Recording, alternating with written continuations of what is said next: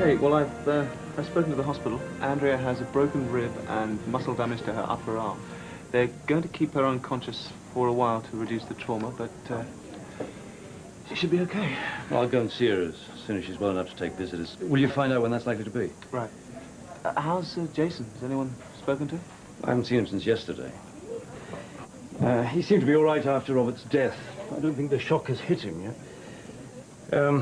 He's been to see the police again this morning. I think that's right, isn't it? He's still in shock. I tried to talk to him about it last night, but he didn't want to. He just says he feels guilty about not being able to stop the killings. He shouldn't feel guilty. He did everything he could. He was incredibly brave, chasing Robert all that way. He might have got himself shot. He said he didn't think about it, not until later. He just didn't want to let him get away. And he didn't, did he? God, what a mess. An awful waste. 3 people dead for what? Everybody's terribly overwrought. Perhaps we should arrange some counselling. Counselling? What the hell do we need counsellors for? Every time somebody falls down in the street these days, the blasted counsellors come out of the woodwork. Hey, easy, Max. Don't get angry. Claudia's just making a suggestion. If you don't want to do it, we don't have to do it. I'm sorry. I didn't mean it. I'm not thinking straight. You don't have to apologise. You did extraordinarily well yesterday at the registry office. Most people were losing their heads. You didn't. You looked after Andrew. It didn't really hit me until later. At the time, it just seemed sort of surreal. I didn't start shaking until hours later, then I just couldn't stop. You showed them all what you were really made of. Tell you what, why don't you go and see if Sarah's okay? I'm more worried about her than anyone. Come on, Michael. Let's go to my office. We've got some work to do. How many people came to work? Virtually everyone, I think. Personally, I didn't know what else to do. What about Jake? Is he out yet? The lawyer's gone to pick him up. God, he must feel worse than anybody. He knew it was going to happen.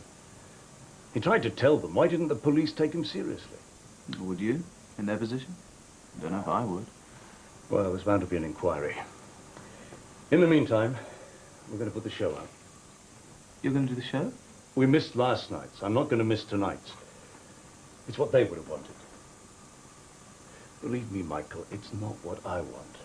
I want the world to stop and recognize that something awful has happened, but it's not going to, is it? It's just going to keep on turning like it always does. And we're going to put out a show because that's what we always do. That's why we came in today. So, go and talk to the library. Tell them I want tapes of every major story Helen ever did. All the best interviews. Charles Belgrave, please. Get me an edit suite and put them in there. Charles, it's Max. Yeah, we'll go with the show we were planning yesterday. Well, most of it's already recorded, but I'm putting together a retrospective of Helen's best stuff by way of a tribute. And we'll close the show with that. No, we don't need a voiceover. Just an introduction will do. We'll let Helen speak for herself. Yeah. Yeah, she was the best. Irreplaceable. Bye.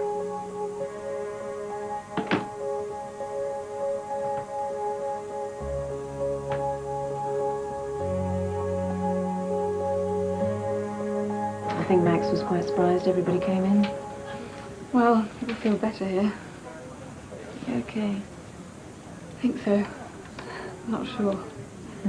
Came to work on the train this morning and looked at everybody laughing and joking on the platform and thought how silly they looked.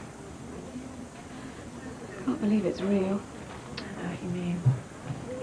What's all that? Some of Helen's interviews. Max wants to cut a tribute using her best stuff. Is that it? Yeah. Okay, could you put it in there, please? Sarah, the plan's this. We're going to record the whole of the first half. Most of it's done already because we'll run what we didn't use yesterday. There's nothing wrong with it. The second half will be a tribute to Helen. I'm going to cut that now. Okay. Claudia, I want you to introduce the tribute. Go and write something, 30 seconds or so. Let me see it as soon as you're done. I may want to modify it. Well, what about Piers? Well, yeah. Him too. We'll give him a mention. Better still, no, I'll have a go as well. Don't worry, I'll sit down and think about it well before the show. You do your bit, and then we'll compare notes. I'm going to call a meeting in Andrea's office later. I'll be using her office from now on because mine's too small for conferences. So, do whatever you have to. I'm going to get changed in something black. Yeah.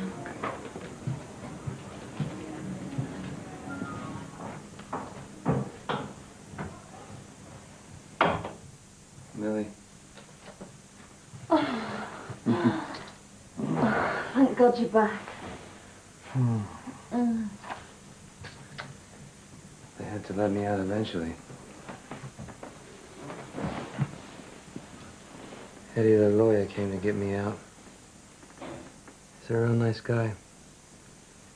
And once they'd had their cups of tea, filled out their forms, they had to let me go. They smiled and said they were sorry. Murder and mayhem. It's all in a day's work down the slammer. You'll feel better once you've had some food and a sleep. I doubt it. You know, I didn't break the law. But by rights, it's me who should be in jail. It's all my fault. I'm the only one who could have prevented this from happening. I could have done something. I should have done something. Jake, you did everything you could. Did I? Maybe I just thought I could.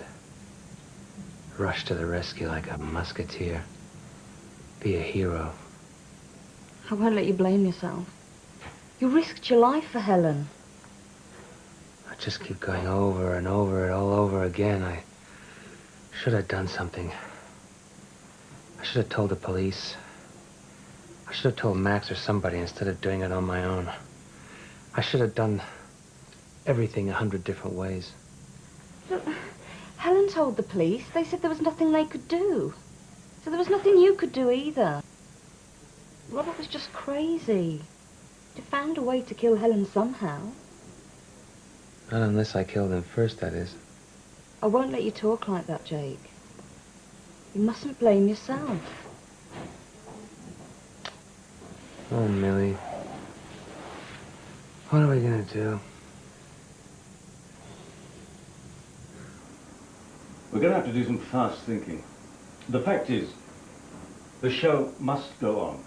And you, Claudia, are not going to be able to carry the whole thing on your own for more than a couple of days. You're going to need help quickly. Andrea said Charles Belgrave wanted to give Jason a chance as a presenter. That will take too long. We can bring him on board as a reporter, but then we can think about making him a presenter. You'll need help before that. Sarah, any ideas? Anne Siegel's available at the moment, and Nick, what's his name? I think they're both free. Are they right for our type of show? Oh, no, it'd be like putting your mum and dad on. Claudia, it's not a question of who's perfect for the show, but of who's available. I agree with Claudia. No, I think we could do better.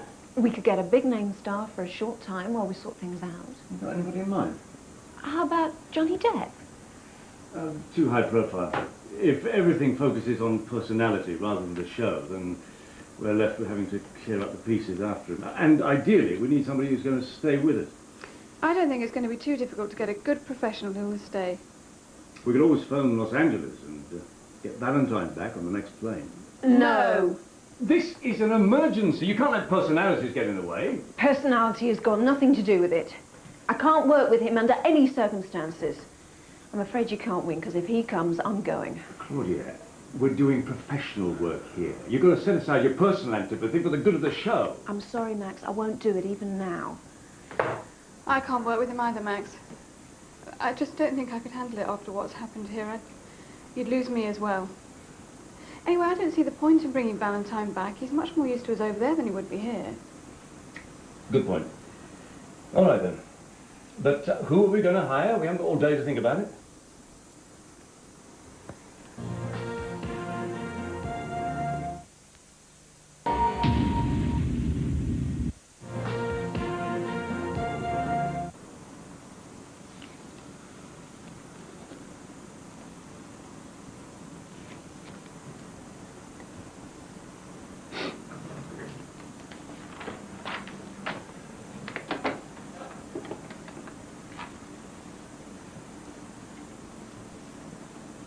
Claudia, could you come and see me, please?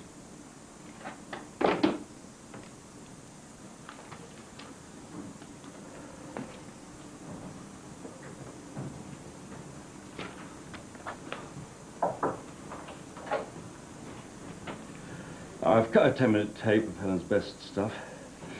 I've written something. Perhaps you could look over it and see how it matches with your own thoughts for the intro. Sorry about the crossing out. So much you want to say, and then you actually write it down. It looks empty and trite. It's taken me longer to write that than it did to cut the tape. What do you say when there aren't words to say it? We've just got to try. Oh, cut it right back. It's probably rubbish anyway. Let the tape tell its own story.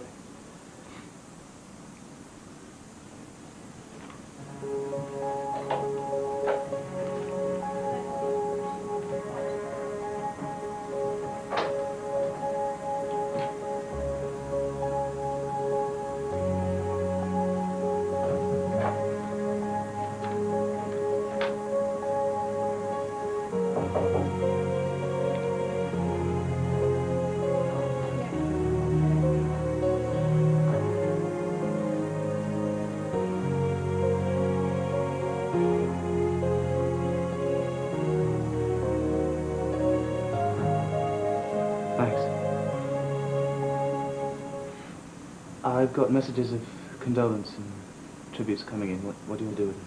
Oh, perhaps, oh, send them out to Belgrade. Might I suggest putting them somewhere where everyone can see them? I mean, just so the staff can know there are people out there that loved Helen too. Yeah, that's a good idea. Yeah, put them on the notice board. Now, look, Michael, I'm going to have my hands full with Andrea away and Piers and one of our presenters. So, you're going to have to play out of your league. I'm going to leave you to make all the administrative decisions that Andrea normally takes. I don't want to be bothered with that. I made all those decisions anyway. Sure you did. Just don't break the company, will you? Done all right so far, haven't I?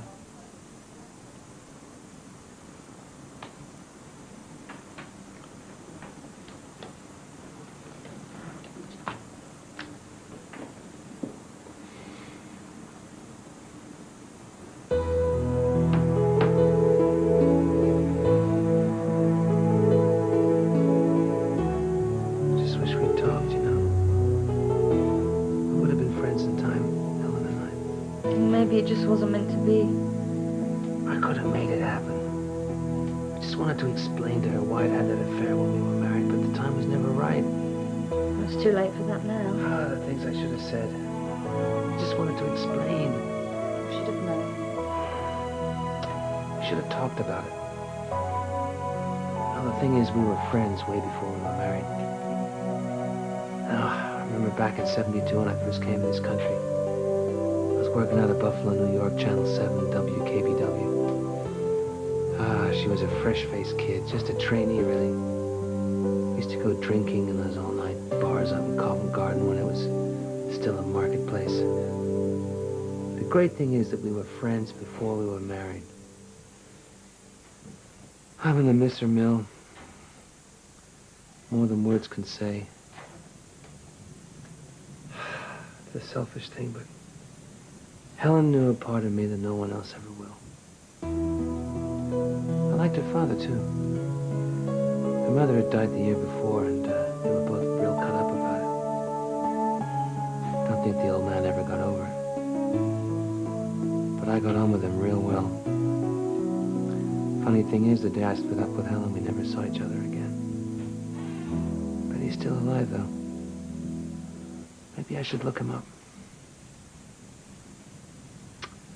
Yeah, but I can't, can I? What would I say? That I two-timed his daughter? That she kicked me out? That I let her die? Jake, we've talked about this. Helen's death was not your fault. Maybe you should get in touch with the father. I mean, imagine what he's feeling now. Yeah, that's just what I'm doing.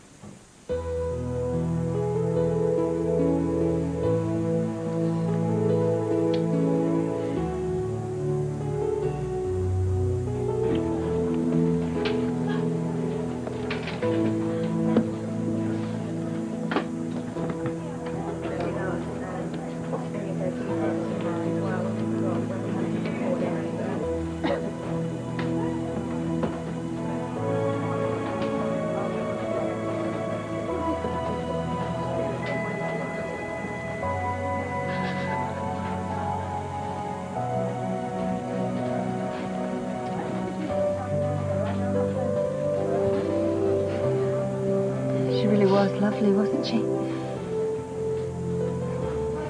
The one thing I'm glad about is that she found Piers. You know, and they grabbed that once-in-a-lifetime chance of happiness. That's more than some people get in a lifetime. That's what makes it so unfair, though. Why did it have to happen to her? You mustn't torment yourself by asking why. There's no answer. It's bad enough that she was going to Australia, but I can't believe I'm never going to see her again. You've got to think about how happy she was before she died. You know, we owe her that. I've just been sorting through some of her things, and I keep thinking that she's going to come back in and tell me what a lovely honeymoon she's had and invite me to her leaving party. It's just shock. You know, it's our mind's way of protecting ourselves from something that's just too awful to think about. I keep trying to tell myself that she's dead. I just can't believe it. It's going to be a long time before any of us are going to be able to handle this. We've got to just go through the motions. It's the only way we're going to get through this. I can't. I can't. 3, 2, 1. Cue Claudia. Most of you will know by now of the tragedy which has overwhelmed this office and left us numb and bewildered here today. We've lost 2 friends in terrible and bewildering circumstances, and another lives gravely hurt in hospital. We considered this morning cancelling the show as a mark of respect. It doesn't seem right to go on. Our work is frivolous, an entertaining diversion, too everyday to cope with real-life tragedy. But then we thought again, because there's nothing extraordinary about grief and fear and melancholy. At every moment of every day, there are homes where people feel exactly like we do now, alone, bewildered, frightened, wanting to say to the world, stop, go back. There's been a mistake. But the world doesn't stop and cannot go back. And every day, our show goes out to homes which are grieving, as well as homes which are happy. Part of a world that just keeps on turning. Well, today the tables are turned, and we invite you in to share our grief, just as we may have blindly come to be part of yours. So now, celebrate with us the lives of Helen Sinclair and her husband, Piers Slater. Because every day there is tragedy. Every day there are tears. And every day we entertain you, just as we must.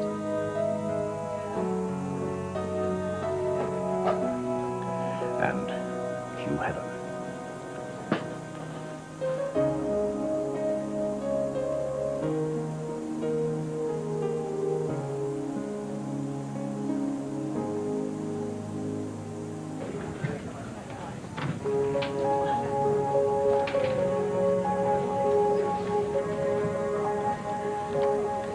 That was very good.